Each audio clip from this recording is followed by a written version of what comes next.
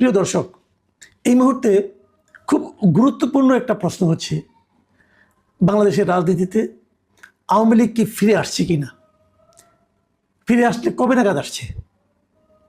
এই সরকার, যে সরকার বর্তমানে নির্বাচিত হয়েছেন, মানে বিএনপি সরকার, তাদের মনোভাব কি আওয়ামী লীগের প্রতি একটু নমনীয়? এই প্রসঙ্গগুলো কিন্তু এরই মধ্যে উচ্চারিত হতে শুরু করেছে।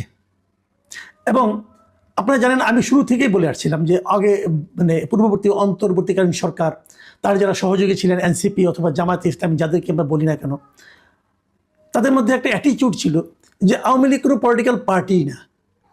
এবং এমনকি এই সরকারের উপদেষ্টা পরিষদের অনেকে, যেমন আমাদের অনেক বন্ধু বান্ধব, যেমন ধরেন আমি নাম ধরেই বলি, আমি তো খুব বেশি একটা আড়ে কথা বলতে পছন্দ করি না, যেমন ডক্টর জাহিদুর রহমান, আমাদেরই খুব ক্লোজ লোক, বন্ধু বান্ধব ছিলেন। আমরা বিভিন্ন সময় আমার সঙ্গে ওরা সাধারণত কখনো বিরোধ তৈরি হতো না, কারণ উনি খুব লজিক দিয়ে কথা বলেন। কিন্তু আওয়ামী লীগের প্রসঙ্গ এলে আমার কাছে যেন মনে হতো যে উনি মানে ঠিক লজিকটাও মানতে চান না। একবার একটা অনুষ্ঠানে ওনার সঙ্গে আমার একটা বিরোধ তৈরি হয়ে গিয়েছিল। উনি বলার চেষ্টা করছিলেন যে আওয়ামী লীগ কোনো পলিটিক্যাল পার্টিই না, এটা একটা মাফিয়া গোষ্ঠী। এটা ওনার বলার পিছনে ওনার হয়তো ইমোশনটা কাজ করেছে। আমি নিজে আওয়ামী লীগকে পছন্দ করি কি করি না সেটা অন্য প্রসঙ্গ। আওয়ামী লীগ যখন ক্ষমতায় ছিল, আওয়ামী লীগের বিরুদ্ধে আমি অনেক কথা বলেছি, আওয়ামী লীগের দুর্নীতির কথা বলেছি। কিন্তু তার মানে আওয়ামী লীগ একটা রাজনৈতিক দলই নয়, এমন চিন্তা কিন্তু আমি কখনো করি না। যেমন আমি বিএনপি সম্পর্কে অথবা জামাত সম্পর্কেও, যখন আওয়ামী লীগ যখন ক্ষমতা ছিল, তারা বিএনপি এবং জামাতকে নানাভাবে কোণঠাসা করার চেষ্টা করেছিল, আমি কিন্তু তার বিরোধিতা করেছি। আমার বক্তব্য ছিল যে একটা রাজনৈতিক দলকে মোকাবেলা করতে হবে রাজনীতি দিয়ে, বল প্রয়োগের মাধ্যমে নয়। রাজনৈতিক দলকে যদি আপনি অপ্রাসঙ্গিক করতে চান, সেটা জনগণ করবে, আপনি গায়ের জোরে করতে পারবেন না। আমি সবসময় কথাটা বলে এসেছিলাম। যে কারণে আওয়ামী লীগ সম্পর্কে আমার সবসময় বক্তব্য ছিল যে আওয়ামী লীগ একটা বড় রাজনৈতিক দল। এদেশে একদম প্রত্যন্ত অঞ্চলে সাধারণ মানুষের মধ্যে এই দলের প্রতি এক ধরনের ফিলিংস কাজ করে। মানে আওয়ামী লীগের মতো এত সংগঠিত দল বাংলাদেশে দ্বিতীয়টা নেই। এটা হলো বাস্তবতা।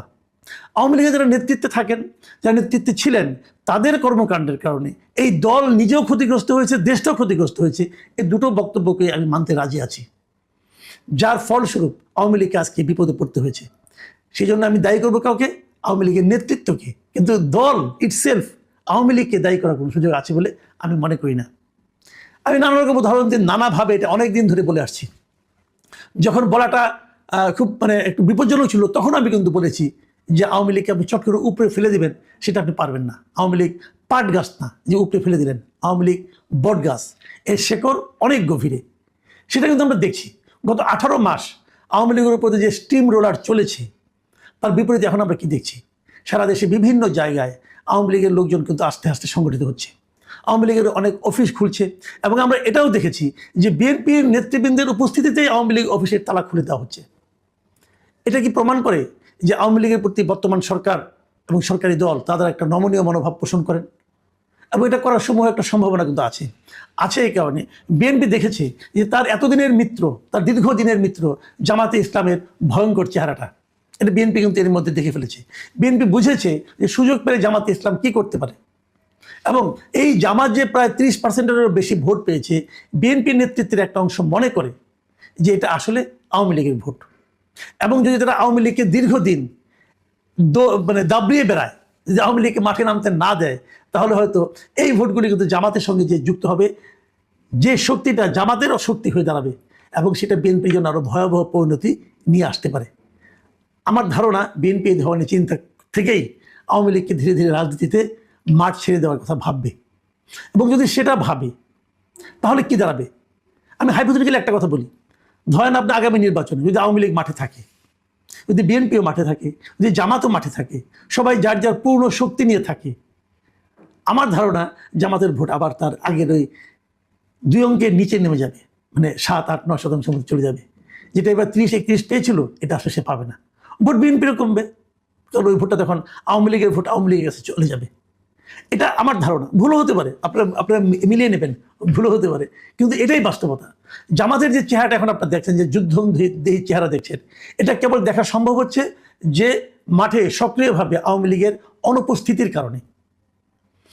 কিন্তু তাহলে আওয়ামী লীগের উপর থেকে যে নিষেধাজ্ঞা যেটা আছে, সেই নিষেধাজ্ঞাটাকে বিএনপি খুব শীঘ্রই তুলে নেবে? আমার মনে হয় সেটাও নেবে না।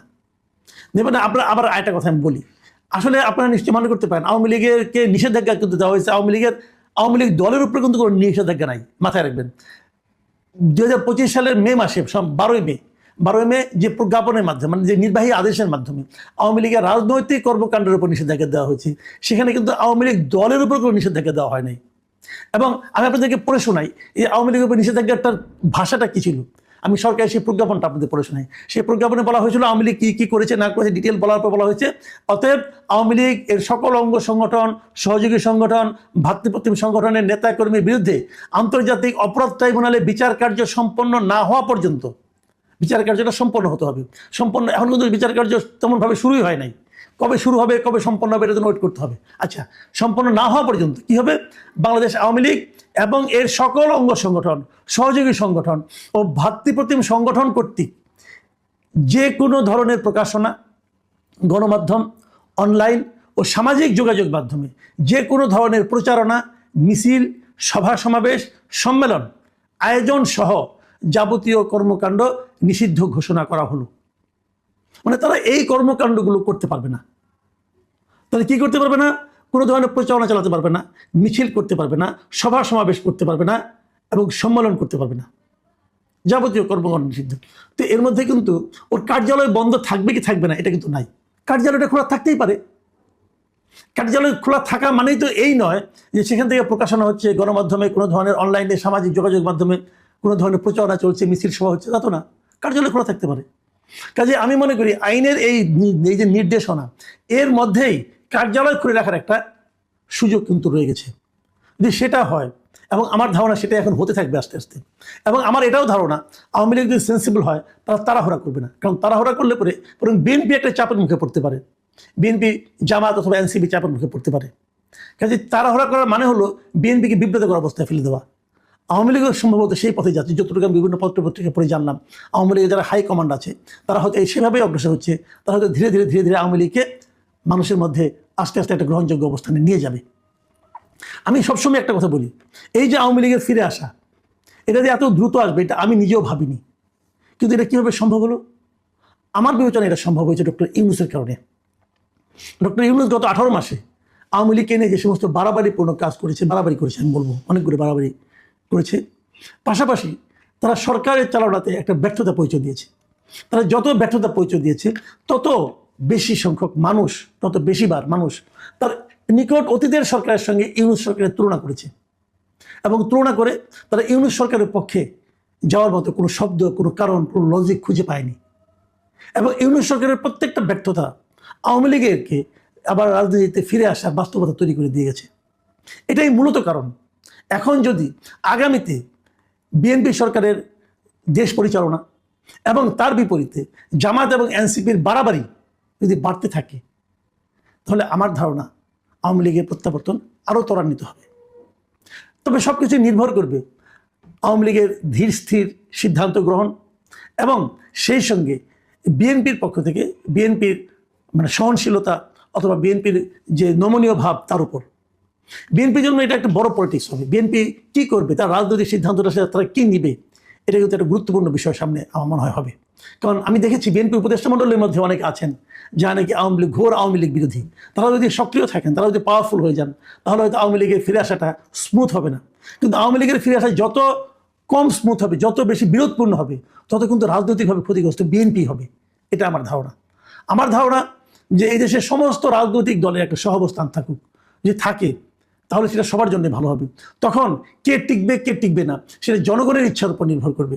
এবং এই যে টিকে থাকা না থাকা, ক্ষমতায় যাওয়া না যাওয়া, রাজনীতি থেকে বিদায় হয়ে যাওয়া না যাওয়া, এই বিষয়টা যখন আপনি সম্পূর্ণভাবে জনগণের উপর ছেড়ে দিবেন, আপনি কেবল তখনই আশা করতে পারবেন যে দেশে একটা গণতান্ত্রিক পরিবেশ বিরাজ করছে। আমরা দেশে একটা গণতান্ত্রিক পরিবেশ চাই। আমরা চাই জনগণ সিদ্ধান্ত নিক কে থাকবে কে থাকবে না, রাজনীতির মাথায় কে বিরোধী দল হিসেবে থাকবে, কে সরকারি দল হিসেবে থাকবে, অথবা কে হারিয়ে যাবে, নিশ্চিহ্ন হবে, তার দায়িত্ব জনগণের উপরে ছেড়ে দিন। জোর করে, অধ্যাদেশ জারি করে অথবা নির্বাহী আদেশ দিয়ে যদি কিছু করতে চান, সেটা সবসময় বুমেরাং হয়ে আপনার উপর ফিরে আসবে।